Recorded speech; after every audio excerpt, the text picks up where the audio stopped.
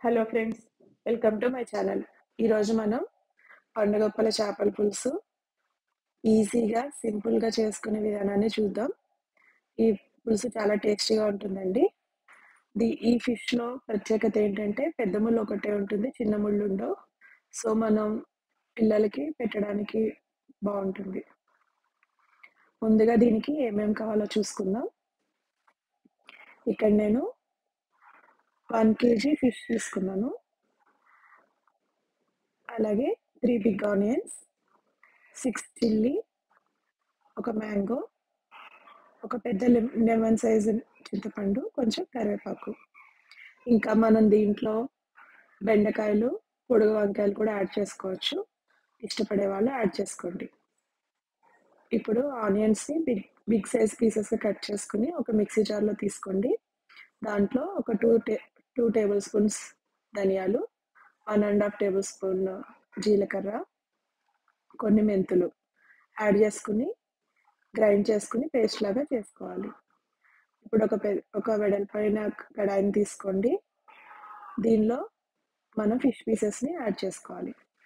కడాయి కొంచెం వెడల్పుగా ఉన్నదైతేనే ఫిష్ కర్రీకి బావుంటుంది. వెడల్పుగా ఉంటుంది కాబట్టి ఫ్రీగా కుక్ అవుతుంది.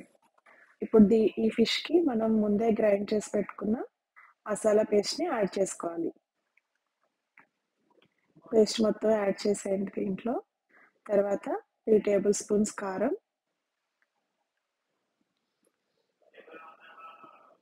అలాగే 2 tablespoons salt,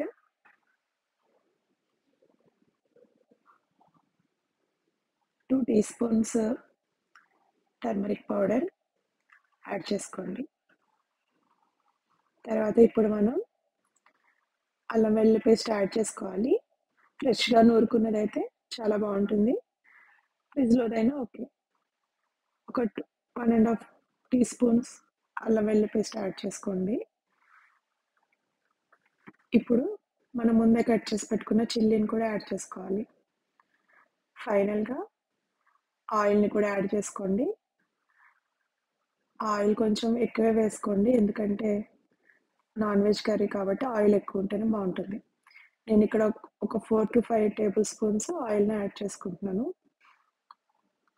oil add చేసుకున్నాక వీటన్నిటిని ఫిష్‌కి బాగా పట్టేలాగా కలుపుకొని స్టవ్ ఆన్ చేసుకోవాలి. చూడండి, స్టవ్ ఆన్ చేసుకొని 2 మినిట్స్ అయింది. ఇలా అయింది 2 మినిట్స్ తర్వాత. ఇప్పుడు దీంట్లో నేను చింతపండు పులుసుని యాడ్ చేసుకుంటున్నాను. చింతపండు రాకుండా చక్కగా ఫిల్టర్ చేసుకుంటూ పులుసుని యాడ్ చేసుకోండి. ఇప్పుడు పులుసుని యాడ్ చేసుకున్నాక నేనిక్కడ బెండకాయనిను టమా ఆహ్, మ్యాంగోని కట్ చేసి పెట్టుకున్నానండి. పులుసు కొంచెం మరుగుతుండగా వీటిని యాడ్ చేసుకుంటున్నాను. ఇవే ఇవి యాడ్ చేసుకుంటే పులుసు చాలా టేస్టీగా వస్తుంది. మీకు నచ్చితే వేసుకోండి. లేకపోతే స్కిప్ చేయండి. ఇప్పుడు ఇవి వేసుకున్నాక ఒకసారి కలుపుకొని మూత పెట్టుకొని ఒక 5 మినిట్స్ ఉంచుకోవాలి. చూడండి, 5 మినిట్స్ తర్వాత పులుసు మరుగుతుంది కదా! ఇప్పుడు సాల్ట్‌ని ఒకసారి మనం చెక్ చేసుకొని కావాలంటే ఇంకొంచెం యాడ్ చేసుకోవాలి.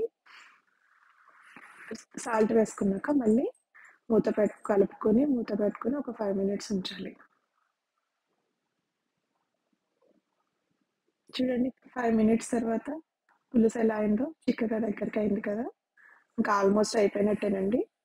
ఇప్పుడు మనం దీంట్లో గరం మసాలా యాడ్ చేసుకుందాం. నేనొక 2 teaspoons garam masala add చేసుకుంటున్నాను. ఇది నేను ఇంట్లో చేసుకున్నదేనండి. ఇది ఎలా చేసుకోవాలో ఒక వీడియోలో చేసి చూపిస్తాను. గరం మసాలా యాడ్ చేసుకొని స్టవ్ మూత పెట్టుకొని ఒక 2 మినిట్స్ ఉంచుకోవాలి. 2 మినిట్స్ తర్వాత తీస్తే చూడండి ఎలా ఉందో. ఇంకా కర్రీ అయిపోయినట్టే. ఇప్పుడు ఫైనల్‌గా కొత్తిమీరతో గార్నిష్ చేసుకొని స్టవ్ ఆఫ్ చేసుకోండి. ఇంతేనండి. యమ్మీగా ఇంట్లో అందరూ ఇష్టపడే ఈజీ అండ్ సింపుల్ పండుగప్పల చేపల పులుసు రెసిపీ. మీకు నచ్చిందనుకుంటున్నాను.